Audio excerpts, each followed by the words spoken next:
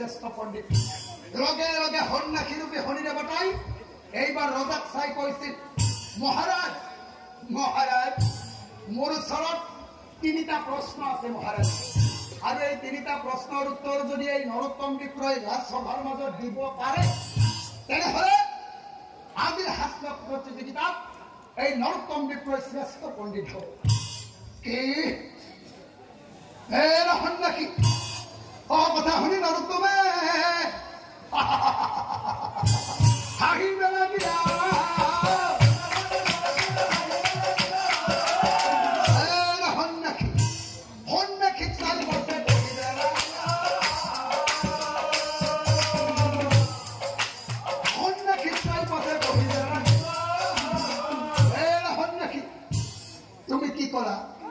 তোমাৰ ওচৰত তিনিটা প্ৰশ্ন আছে আৰু মই এই তিনিটা প্ৰশ্নৰ উত্তৰ দিব লাগে শুনা সন্ন্যাসী তুমি বোধহয় মোক চিনি পোৱা নাই শুনা যি সোধা তুমি উত্তৰ দিব মই যি সোধা তুমি উত্তৰ দিব মই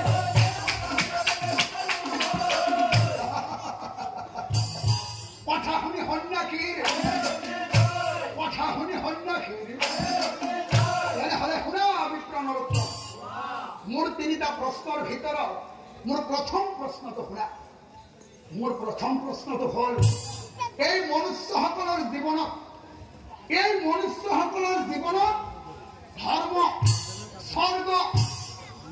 আৰু তপস্যা কি বস্তু এইটো মোৰ প্ৰথম প্ৰশ্ন এতিয়া শুনা মোৰ দ্বিতীয় প্ৰশ্ন মোৰ দ্বিতীয় প্ৰশ্নটো হ'ল এই পৃথিৱীৰ প্ৰত্যেকজন মনুষ্যৰ জীৱনতে প্ৰতিদিনে পালন কৰিবলগীয়া পাঁচখন মহাযজ্ঞ আছে এই মহাযজ্ঞ পাঁচখন বাৰু কি এইটো মোৰ দ্বিতীয় প্ৰশ্ন এতিয়া শুনা মোৰ তৃতীয় প্ৰশ্নটো শুনা হে বিপ্ৰ নৰোত্তম মোৰ তৃতীয় প্ৰশ্নটো হ'ল এই পৃথিৱীৰ ভিতৰত আটাইতকৈ নিকৃষ্ট আৰু দুৰ্বল পুৰুষ কোনজন এইটো মোৰ তৃতীয় প্ৰশ্ন হে বিপ্ৰ তুমিতো নিজেই এই ৰাজসভাৰ মাজত চিঞৰি কৈছিলা তুমি বোলে এই পৃথিৱীৰ ভিতৰতে এজন শ্ৰেষ্ঠ পণ্ডিত তেনেহলে দিয়া মোৰ তিনিটা প্ৰশ্নৰ উত্তৰ দিয়া মোৰ তিনিটা প্ৰশ্নৰ উত্তৰ দিয়া কি সেই প্ৰশ্ন শুনি নৰোত্তম মৌন হৈ কি উত্তৰ দিব বিপ্ৰই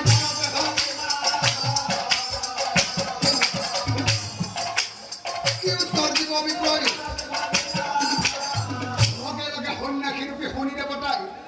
আকৌ সেই নৰোত্তম বিপ্ৰক চাই কৈছিল হে বিপ্ৰ নৰোত্তম তোমাৰ কি হ'ল তুমিতো নিজেই কৈছিলা দম ফালি কৈছিলা এই ৰাজসভাৰ মাজত তুমি এইবোৰে পৃথিৱীৰ ভিতৰতে শ্ৰেষ্ঠ পণ্ডিত এজন শ্ৰেষ্ঠ পণ্ডিত হৈ তিনিটা সাধাৰণ প্ৰশ্নৰ উত্তৰ দিব পৰা নাই হে বিপ্ৰ তোমাক মই আৰু এটা সুযোগ দিম মনত ৰাখিবা হে বিপ্ৰ নৰোত্তম 7 দিন সময় বিপ্ৰ দিলো তোমাক মই আৰু এই 7 দিনৰ ভিতৰত তুমি যদি এই তিনিটা প্ৰশ্নৰ উত্তৰ মোক দিব পাৰা তেনেহলে এই প্ৰতিযোগিতাত তুমি এই শ্ৰেষ্ঠ হবা জানিবা নিশ্চয়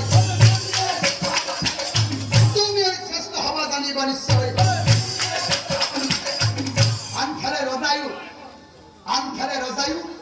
সেই নৰোত্তম বিপ্ৰক চাই একেটা কথাই কৈছিল শুনা বিপ্ৰবৰ এই সন্ন্যাসীয়ে কোৱাৰ দৰে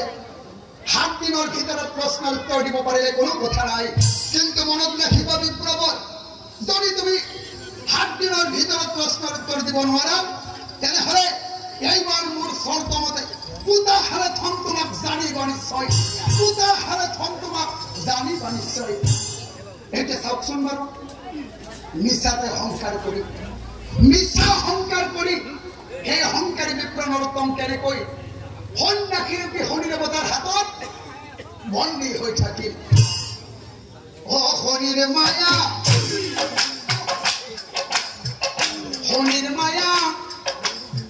জালন বিপ্র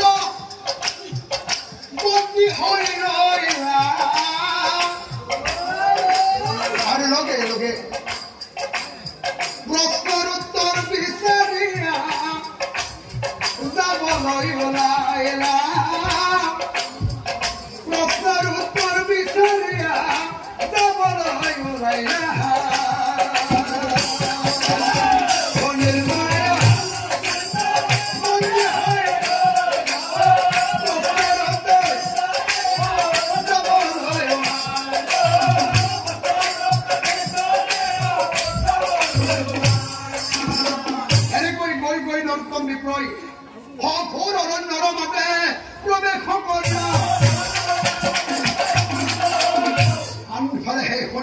কি করিলে চাও আনফালে হনি দেবে আনফালে হনি দেবতাই কি করিলে মায়া কৰি হনি আকৌ শিকাৰী ৰূপ লইলা মায়া কৰি হনি আকৌ শিকাৰী ৰূপ লইলা আৰু যিখন অৰণ্যৰ মাজেৰে নৰোত্তম বিপ্ৰ গৈ আছিল সেই অৰণ্যৰ মাজত শুনি ৰখি থাকিলা এতিয়া চাওকচোন বাৰু যিখিনি ঠাইত শনি দেৱতাই শিকাৰী ৰূপ ধৰি ৰৈ আছিল সেই স্থানে নৰোত্তম উপস্থিত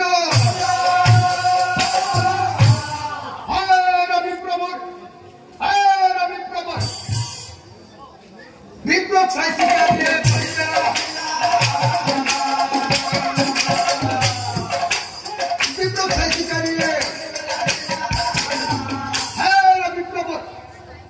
এইফালে শিকাৰীয়ে গোলা বিপ্ৰ শুনা হাবচোন হেৰা বিপ্লৱ ব্ৰাহ্মণ হৈ বনৰ মাজত আহা কি কাৰণ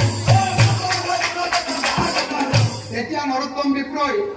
শিকাৰী ৰূপী শনি দেৱতাৰ মুখলৈ চাই উত্তৰ দিছিল হেৰা বাবা নৰোত্তমে গোলা বাবা শুনা পাওঁ মই